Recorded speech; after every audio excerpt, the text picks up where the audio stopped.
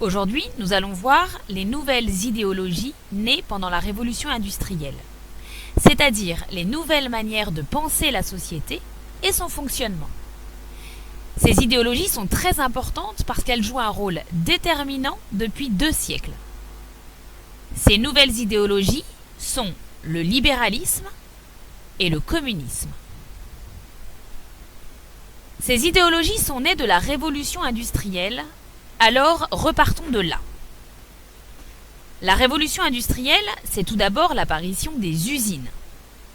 Dans ces usines, il y a 2 groupes de personnes, les patrons et les ouvriers. Les patrons sont souvent propriétaires des usines, ou au moins actionnaires majoritaires. C'est lui qui dirige les usines, prend les décisions et les responsabilités. Son travail est difficile parce que les actionnaires comptent sur lui pour que l'usine soit en croissance. Les ouvriers, eux, doivent travailler, obéir aux décisions prises pour que l'usine produise au maximum. Son travail est difficile parce que ses journées de travail sont longues, qu'il a peu de congés et qu'il est soumis aux décisions de son patron. L'ouvrier perçoit un salaire contre son travail. L'objectif du patron est donc que son usine soit en pleine croissance. Pour cela, son intérêt est que les ouvriers travaillent le plus longtemps possible, le plus vite possible, avec un salaire pas trop cher. Les ouvriers veulent eux aussi que l'usine fonctionne bien. Cela leur permettrait éventuellement qu'on leur augmente leur salaire. Ils réclament d'avoir un salaire décent et que les heures de travail soient limitées dans la journée, parce qu'ils veulent aussi avoir une vie à côté de leur travail pour voir leur famille, pratiquer des loisirs, etc. Alors, patrons et ouvriers peuvent-ils coopérer ou s'opposer? Ainsi, au XIXe siècle apparaissent 2 idéologies qui se répondent. Le libéralisme. Le libéralisme économique apparaît au XVIIIe siècle. C'est une théorie qui défend la propriété privée des moyens de production, comme les usines, les entreprises. C'est une théorie qui défend aussi la liberté d'entreprendre, accordée à tous, et la libre concurrence entre les entreprises. La liberté d'entreprendre doit permettre à tous ceux qui ont un projet et les moyens de le financer de le mettre en œuvre à leurs risques et périls. Cela doit favoriser l'innovation et un développement de la production, donc une création de richesses supplémentaires. Pour cela, l'État doit réduire au maximum son intervention dans le domaine économique et social pour laisser les entreprises le plus libres possible. Bref, c'est un système qui garantit la liberté. Ce système est dominant au XIXe siècle. Cela favorise, comme on le disait, des propriétaires qui achètent des usines, des entreprises et qui emploient des ouvriers. Sauf que, dans la mesure où l'intérêt du patron est que son entreprise marche le mieux, il va faire beaucoup travailler ses employés. Les journées vont être trop longues et les salaires trop bas. Et les ouvriers vont râler. Et ils vont faire grève pour qu'on les écoute. Bref, cela va amener des tensions entre le patron et ses ouvriers. Contre le libéralisme apparaît au XIXe siècle une autre idéologie, le communisme. Théorisée par Karl Marx et Friedrich Engels, cette théorie dénonce l'exploitation des ouvriers par le patronat.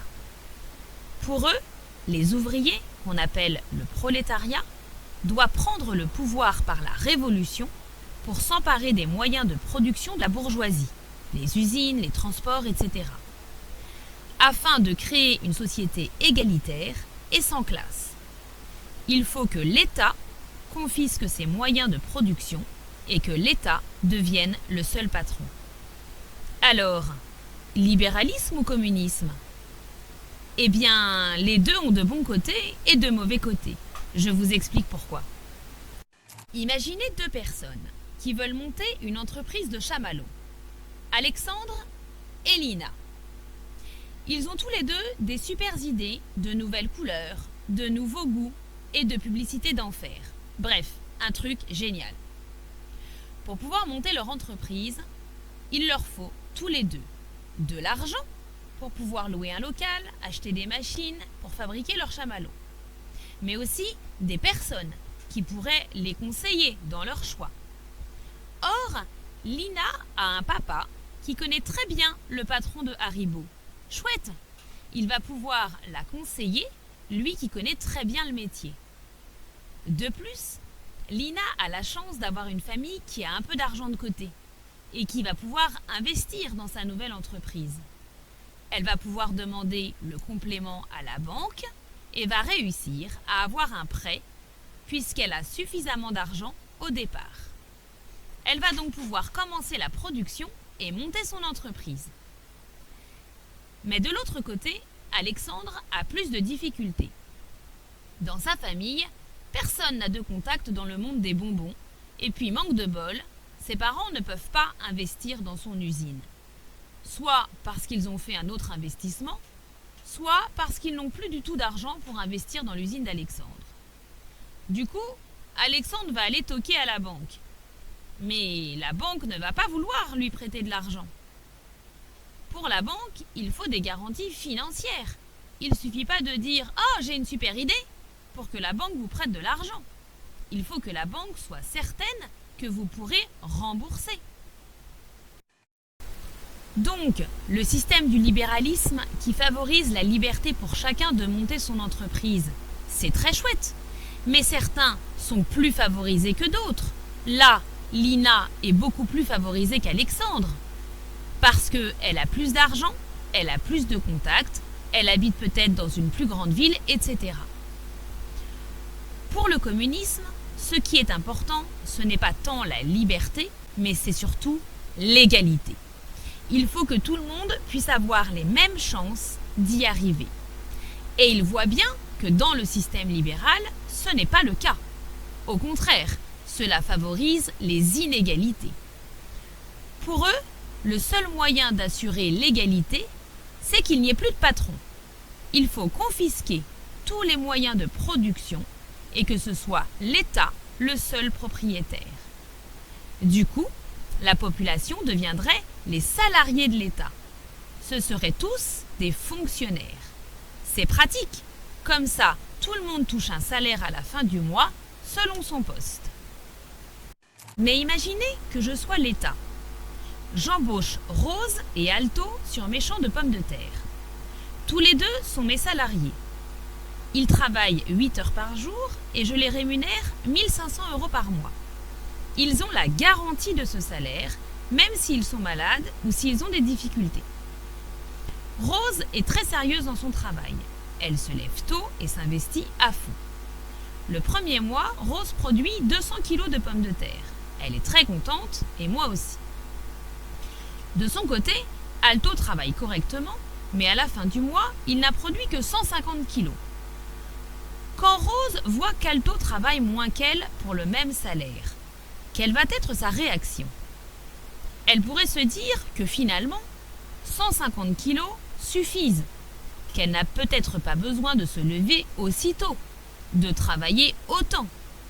Et si le mois d'après, elle produit 140 kg, Alto pourrait se dire la même chose à son tour.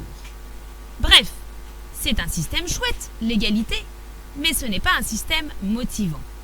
Très rapidement, ces deux salariés se tirent vers le bas.